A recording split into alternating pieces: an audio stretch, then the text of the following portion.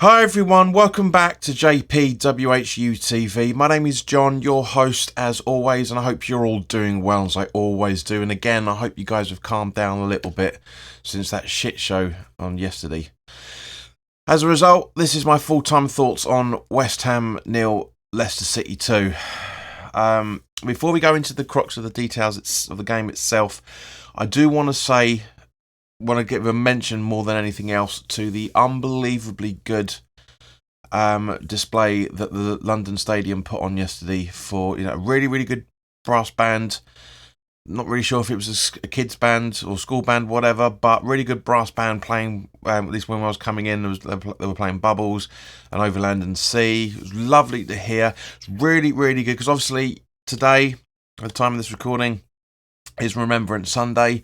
So yesterday, the club brought in, as they always do every year, there's serving personnel from the army and navy coming in, and it was good to see that they brought everybody, not just the squaddies, blah blah blah, but there was people in wheelchairs, there was people that had limbs missing, to show the reason why this job is so difficult for them to do, and to remind everybody this is why we have a minute silence. To remember all of those, not just from the First World War or the Second World War, but all the engagements pretty much since, Northern Ireland, the Cold War technically as well for that matter, and also, the more recent engagements over in Iraq and Iran and all the rest of it. It was great to see that the club had put that on, as they always do every year. And it warms my heart for a family member that has died during the Northern Ireland conflict back in the early 90s. It's always a nice time to remember Uncle Jim and everybody else that served and died for our country to make us free. And this is the ironic thing. Yeah, we're not in a free country anymore. We can't say what we want. We can't do what we want without crap happening. And it's not a free country from that point of view. But these people died, laid their lives on the line to serve our country and to make sure that we were away from oppression and tyranny, even though it's creeping up through people's phones and computers. But anyway, let's talk about the game itself. Pretty much unchanged side from Palace, of Fabianski in goal, Kara, Dawson, Zuma and Cresswell as the back four, Souček and Rice in the midfield, Bowen, Paqueta and Benrahma in the attacking midfield, supporting Scamacca up on his own. Now, it turns out that Antonio was the player that served an illness, so he wasn't able to play for the game. I don't know if that's true or not, to be honest with you. I'm not saying the information sources are incorrect. I'm just kind of thinking it's a little bit convenient. This is a must-win game. As I said in the preview, we have to defend for our lives and we had to attack for our lives. And did we bollocks? Did we bollocks? Fuck's sake. I mean, we did for the first few minutes. Don't get me wrong. The first 5-10 minutes, we were going at them. I thought, great, we've turned the corner now. This is exactly how we're supposed to be starting. And then we just conceded a stupid fucking goal. It really was terrible. Awful mistakes. Once again, Dawson, to a degree, culpable for it. Shouldn't have happened. But that wasn't the only chance that Leicester got. And again, Dawson with a stupid tackle on who was it? Daka, I think it was, causing a penalty. Now this is the thing. Live, the referee Gillett let ball play, let the game play. Boom, and we went down and we almost scored. We almost scored from it. And Ward, quite rightly so, because Daka was down the entire movement, put the ball out of play. I know a lot of people don't agree with that, but he did put the ball out of play, and fair play to him, because it's a team member at the end of the day. And then Gillett gets referred over to the VAR and awards the penalty. And I said in the preview, will he bottle it again? This time he hasn't. He's made the correct decision. You can see, it didn't. I'll put my hands up. I was the only one that thought it, but it was so. Well, I wasn't the only one, but there was quite a lot of boos when he went over to see the VAR. But there was quite a few. I wouldn't say it was 50-50, but we all thought he got the ball. See the replay, fair enough. Well, not all of us, but a good chunk of us thought he got the ball, but he didn't. He goes through Daka to get the ball, so fair enough. It's a penalty. But what a save from Fabianski. Unbelievably good save from the boy. And it's just that proves that him and Areola together need to work on. Now, of course, Fabianski has got way more experience in the Premier League than obviously Areola has, or British football in general. And, of course, the research we would have been able to done the research right if this this is how he takes his penalty, and he guessed right and made a fantastic save, as did Ward. Ward made some cracking saves, really good, kept Leicester in it, and Fabianski kept us in it for the majority of the first half. He really did. We really did. But it just happens again that we go. I'll say again, it hasn't happened for a while, but the mantra seems to be, we'll give them a press like we did against Palace, and then sit back and try and absorb it. Why? Just go at them the entire time. I said, attack for your lives. Go for it left, right and centre. We are, as a football team, we are fucking clueless. We are absolutely clueless. And it doesn't seem to know, anybody seems to know what to do. And as I say, we were very fortunate to be 1-0, just 1-0 down, to be honest, including that penalty. Yes, Souček scored a cracking goal, but it looked like Bowen was offside in the build-up to it. So, okay, fair enough. You know, but at least in the first half, we gave a little bit. I'll say about half of the first half, we gave it go.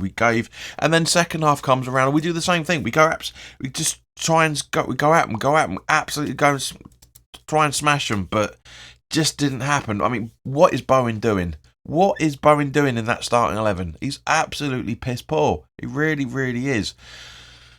Souček, now, he didn't cover himself in glory, but the thing is that every time in the last 2 home games, in the Premier League, Souček gets subbed off and we concede a goal a few moments later. I'm not pointing the finger at Fornals, who came on for him.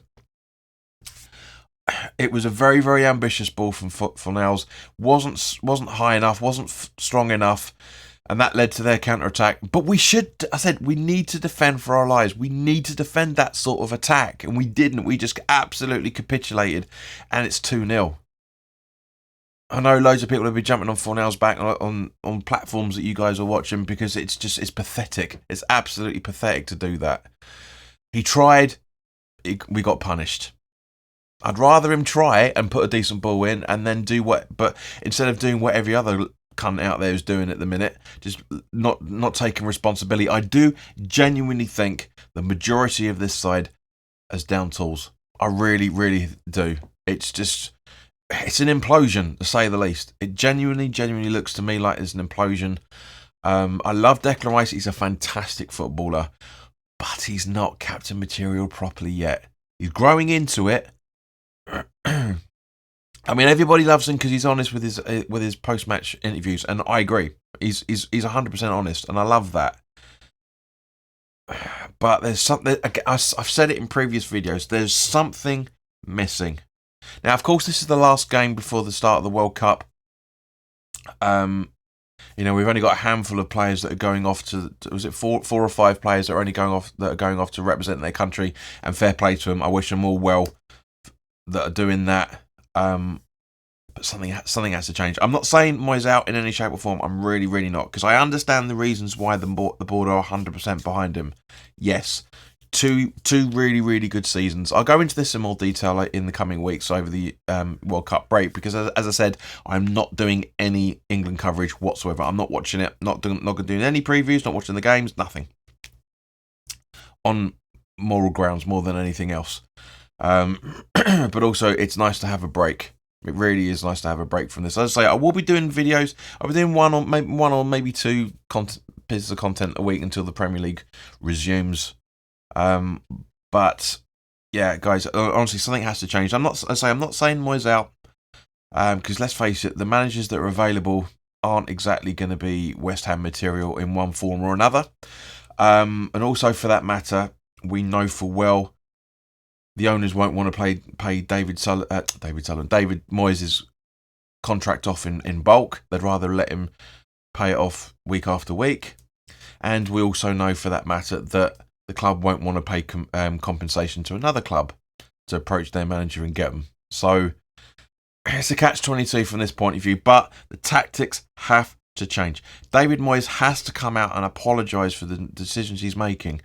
But at the same point, so do the players. And I'm glad that Declan Rice has come out and said, you know, we are pretty toothless at the minute. We're not making the right decisions. We're not scoring when we should be, etc., etc., etc. And he's absolutely right. Absolutely right. But in other breaking news, Walt was wet. Do you know what I mean? But it is good that we're on this from one point of view, because we could have a lot worse in charge. Now, I know all the, as I say, I'll go into this in more detail, but going back to the game itself, something has to change. Souček seems to be more important off on the pitch than we originally realised, and he proved that yesterday. He really, really did. Yes, he's infuriating, as is Antonio. Again, you know, the game was screaming out for Antonio yesterday. It really was, and that's half the issue.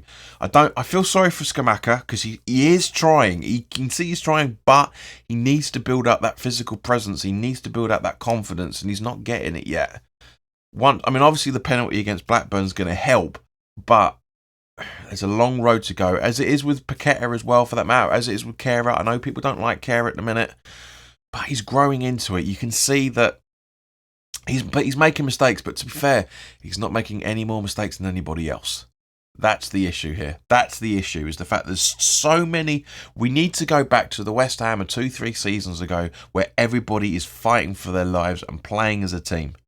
You start doing this Gareth Southgate, David Moyes, Sam Allardyce mantra of week in, week out, same side. People aren't going to play as well, but they're not going to give a shit, because at the end of the day, they're being picked every week. So why, you know, from that point of view, why would you want to be putting your all in when you know you're going to be playing no matter what? This is the issue we're facing. But in the meantime, guys, thank you very, very much for your time. Put your comments in the comments section below. Guys, I keep asking you to subscribe, and I'll tell you the reason why. Because I was looking at the channel analytics at the end yesterday, and 53% of you guys over the last 4 weeks are not subscribed. Come on, we are 8 away from 2,200. That means an average of 60 to 70 people that are watching these videos aren't subscribed. So click that subscribe button. You're coming back, so why not subscribe? You'll be getting it in the recommendations anyway, because you're watching it. So click that subscribe button, click that bell, hit the notifications to all. Have a great rest of your Sunday and a great start to the week. I say there will be content coming up now, but it's going to be more purely focused on West Ham, and I'm also going to be doing a video that gives my reasons why I'm not getting into all this football gossip that everybody else is doing. Not to say they're wrong in any shape or form, but we do things a little bit differently here, as you guys know.